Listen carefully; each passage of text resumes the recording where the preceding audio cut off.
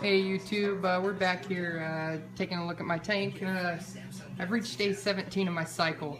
When I ran the numbers, it's showing that I think I'm at the end of my cycle, but I'm getting some second opinions online just to make sure on Reef Central forums. Right now I got a quarantine tank set up. I just got a hang-on back filter that I used from one of my old freshwater tanks that I cleaned out, and a heater there, which I need to turn down, and a couple PVC pipes in there. I'll rearrange them as I get closer. I'm just kind of not really cycling it, but just kind of doing a system test on it, make sure everything's running properly. Got one of those cool little algae pads, or ammonia pads, just to make sure that the ammonia doesn't spike, and it's kind of more of a warning sign.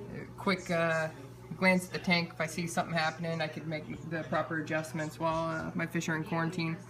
But it's not going to be a permanent quarantine tank. As you can see, I just kind of have a portable rack that I'm using for it that has some of my fish stuff on it. Once the fish are done quarantining, I'll go ahead and put it back into the garage and store it after I clean it. Right here I have my tests for today. They've been sitting here for a little bit, not too long, but longer than the 5 minutes, so the colors might just be slightly off. But so you can see my nitrates, they're still pretty high, about 80 parts per million, which seems normal after looking at everything. My ammonia, it's hard to see with the camera, it's not really matching it. But my ammonia, when I first did my test, was at 0 parts per million. And the colors get darker as they sit. Next I got 8.0 for my pH. And then 0 parts per million on my nitrite, which I was really excited to see today. To me, that tells me that the tank is cycled, showing that I have 0 nitrite and 0 ammonia. And I did also a phosphate test, just to make sure. I was showing about 0.25 on the phosphates. And from what I've heard and seen online, is that phosphate and nitrate can be reduced through water changes, especially when phosphate's that low. It probably came from the Pukani dry rock that I have in my tank, or just, you know, as an element of the cycle. But we'll try to get rid of that with some water changes. But yeah, tank's doing well. It's pretty clear. I have the lights on right now. The cycle, I've had the lights off the entire cycle, so not much ammonia growth at all. So I'm thinking about leaving the lights on just to see if I can spark any growth, and then get a cleanup crew in there to start cleaning it up and control it. But I think a regular light cycle would be good right now.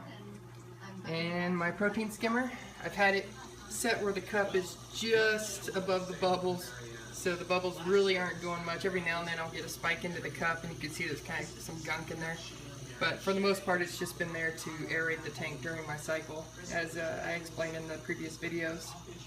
But we'll wait and see what happens. Right now, you know, I'll excuse me, continue my QT tank, and once I get the okay that my tank has been cycled, I'll transfer the water using a siphon to fill this little 10-gallon QT tank.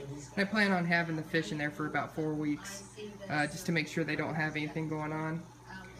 But yeah, I think everything's looking good so far. We'll see what the people say. If you have any comments on this cycle result, please let me know. Like I said, you know, with those numbers, it seems to me that the cycle is at its end. I'm hoping nothing else spikes up, but I'd like to see what happens. If it cycles over, I'll go add my shrimp and snails, and we'll get that going. And I'd like to start quarantining a fish, and so I can get them in that main display.